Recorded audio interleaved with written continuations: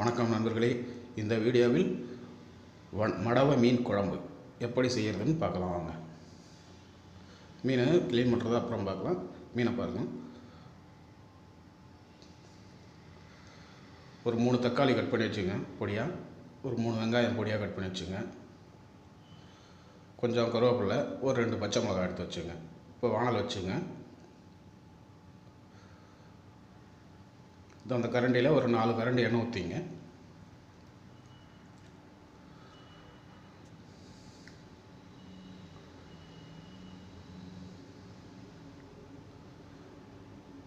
ஒரு ஸ்பூன் கடுகு, ஒரு ஸ்பூன் வெந்தயம், ஒரு ஸ்பூன் ஜீரகம், 3 கலந்து போட்டுங்க.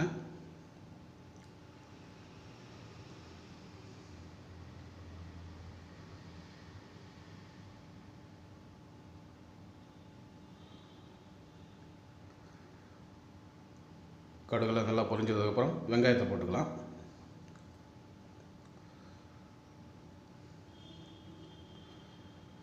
வெங்காயத்தை போட்டு நல்லா வதக்கி விடுங்க.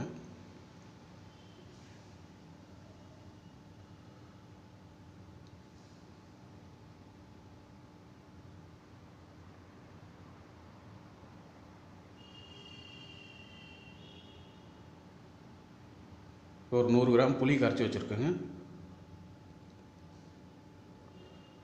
ஒரு 4 ஸ்பூன் மிளகாத்தூள் போட்டுங்க.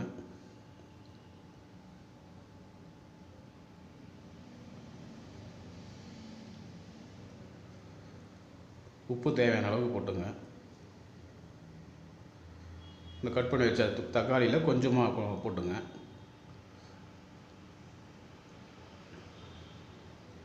போட்டு நல்லா கலக்கி விடுங்க.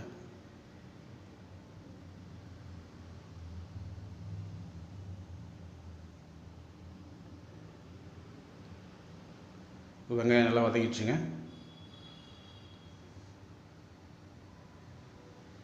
கருவேப்பிலை போட்டுங்க. கருவேப்பிலை, பச்சை மிளகாய் போட்டுங்க.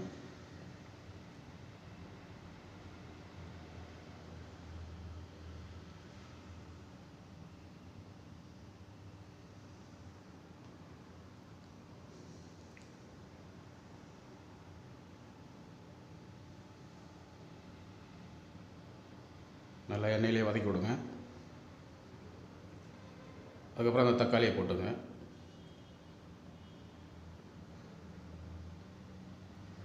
பாருங்கள், அது மாதிரி வதங்கினதுக்கப்புறம் ஒரு ஸ்பூன் ஜீரகத்தூள் போட்டுங்க.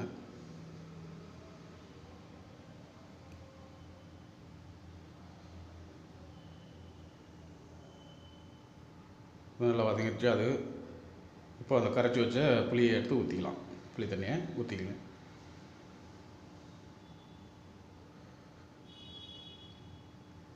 நல்லா கலக்கி விட்டுருங்க.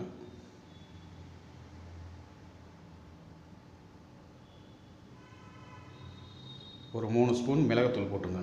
மிளகுத்தூள் 3 ஸ்பூன் போட்டுங்க.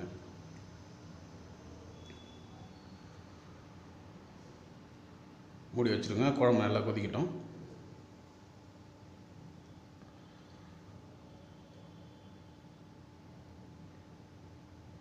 நம்ம அந்த கட் பண்ணி வச்ச மீனை பார்க்கலாம். க்ளீன் பண்ணி வச்ச மீனை போய் பார்க்கலாம். பாருங்கள், மடவை மீன் க்ளீன் பண்ணி வச்சுருக்கு. இது தலையோட அந்த செவில் எடுக்காமல் போட்டு, செவில் மட்டும் லைட்டாக எடுத்துகிட்டு அந்த ஓரத்தில் அப்படியே போடணும். தலையோட முழு தலையோட போடணும். நல்லாயிருக்கும், குழம்பு டேஸ்ட்டாக இருக்கும். நல்லா குழம்பு கொதிச்சிடுச்சுங்க. நல்லா கொதி வந்துடுச்சு. இப்போ அந்த மீனை போட்டுக்கலாம்.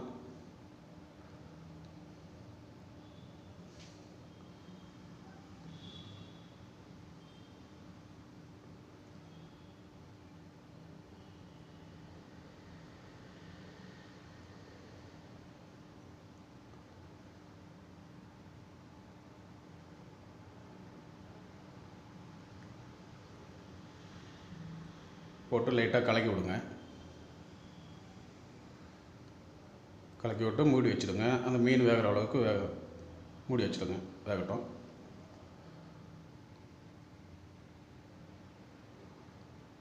பாருங்கள், நல்லா கொதி வந்துடுச்சு. மீன் ரெடி ஆகிடுச்சு.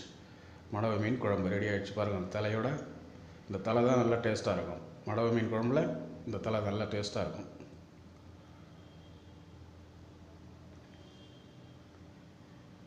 நன்றி நண்பர்களே. இந்த வீடியோவை பார்த்தவர்கள் ஷேர் பண்ணுங்கள், லைக் பண்ணுங்கள், கமெண்ட் பண்ணுங்கள். அப்படியே பக்கத்தில் இருக்கிற பெல் பட்டனை ப்ரெஸ் பண்ணுங்கள். அடுத்த வீடியோவில் பார்க்கலாம் நண்பர்களே. நன்றி.